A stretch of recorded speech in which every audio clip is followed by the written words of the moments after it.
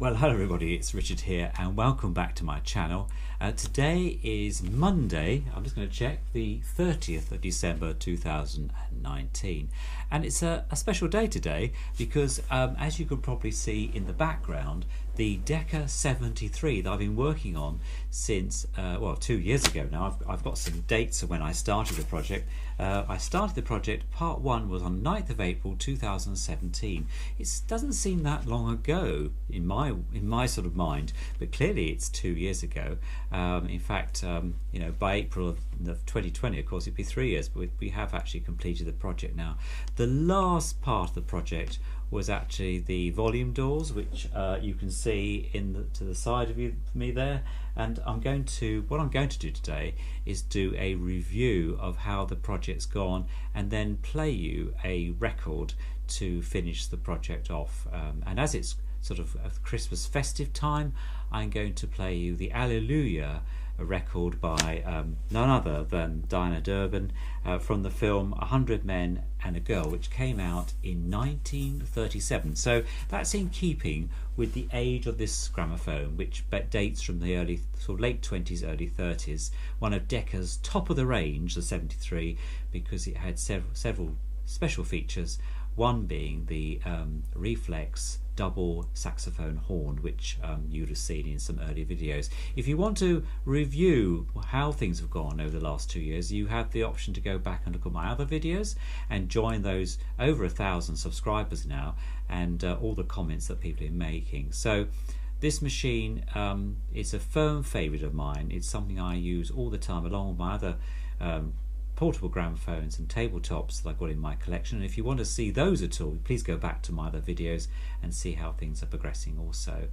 And without further ado, I'm going to give you a walkthrough about how the last 2 years have gone, so stay tuned. So we're looking down on the motor board of the Decca Salon 73, and if you remember back in those early days of when I was refurbishing the machine, one of the main problems was that the double spring Garrard motor wasn't working. It was one of the springs had given out. So I actually sourced from my spares. I actually found a single spring Garrard motor. I think it's 11A, and that's been working really well the last 2 years, very well. The other thing that we had to do, of course, was to reset the braking system, and even this afternoon I've done some tinkering with that to make sure it's working. It wasn't quite switching off at the end of the record, and that was a feature of Decca made, a big feature that Decca made great store about, that this machine would actually turn itself off. The other thing that I did, of course, was we had to refurbish the sound box, so it has a new gasket there, and also make sure that the diaphragm, the aluminium diaphragm, was straight and true, and so also the bearings in where the needle fits, and I refurbished all of those in terms of oiling and greasing and that. So, and also the other thing was to make sure that everything fitted nice and snug, so you got a nice tight fit, so there's plenty of air pressure from the sound box through this very large tone arm into the horn. And the horn, I discovered, wasn't made of steel, it's made of aluminium, obviously to make things fairly light, but the top end of it was steel, and the bit that fits into this bearing here on top. So that was one thing we had to do. The other thing was I had to source a winding handle. This machine didn't come with a winding handle, and naively I thought, well, I've got several winding handles in the workshop, surely they'll work. No, not at all, and I had to buy several to find the right one. And then I had to move the whole mechanism over about an inch over this side. So this wooden motorboard, I had to refurbish it anyway with some nice high gloss mahogany. Well, it's teak really, but it's a type of mahogany varnish to make it so that you wouldn't notice the difference, and then had to block up some holes that were originally there for the motor board, which was the steel motor board, to fitting. So I had to move it slightly over and make sure that the tracking system on the tone arm worked as well as it did in its original day.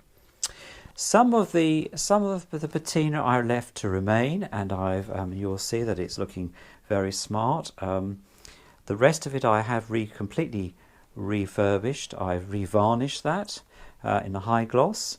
I was lucky that I was able to source a new key for the lock, and also I bought this very nice tassel to go with it as well. The last piece of the jigsaw, what I call the icing on the cake, were the doors. And if you remember rightly, I had trouble with the hinges because this door here, the right door, the hinges were broken. So these are the original type hinges. They fit inside rather than on top, and I had great difficulty getting those. So I ended up purchasing a set of doors from HMV 165, which these are from, and then from a lady in Scotland, and then refashioning them so they fitted into this machine, and they do very well. They do actually close. If I just take the key out, obviously over time both doors have slightly warped anyway, so you must shut that one first. Then with this one here, there we go, they fit nice and snugly. There we go, fit together very snugly, and the alignment of that took some careful working out, so I made sure that both doors fitted snugly there. The other thing about it is, of course, that I need to make sure that they lined up so the ball closures at the top here were correct, so I think the whole thing looks really, really special, really very nice, and I'm really pleased with the result. So what I'm going to do, I'm going to play you that record from Deanna Durbin, and the record's entitled 1000 Men and a Girl, and it's from the film of the same name, and came out in 1937, so it's actually quite in keeping, as I said earlier, with this machine. But thank you for your comments. It would be nice to hear more about this machine if you want to, and at the end I'll just do a small synopsis of how things are going, so hold fast.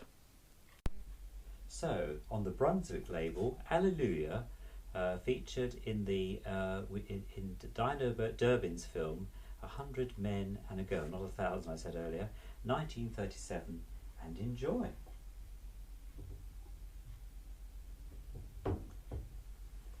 Going to put the camera down for a second so I can get this going.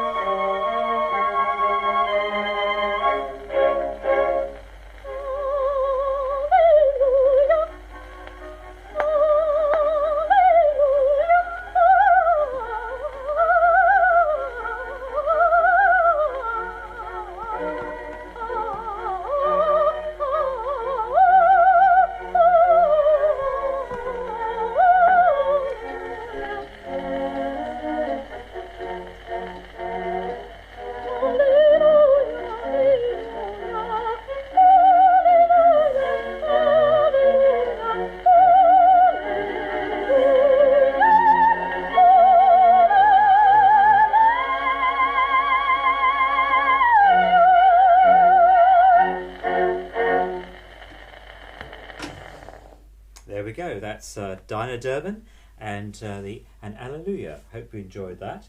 And Also, it's nice to see that the brake turns itself, uses, kicks in, should I say, on this wonderful machine.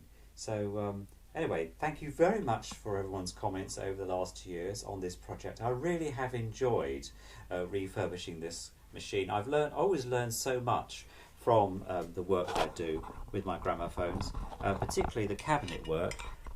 Excuse me, the cabinet work, which I really enjoy. And so, without further ado, thank you so much. Don't forget to press the little bell, and I look forward to you on the very next project that I should be undertaking. So take care and have a happy new year.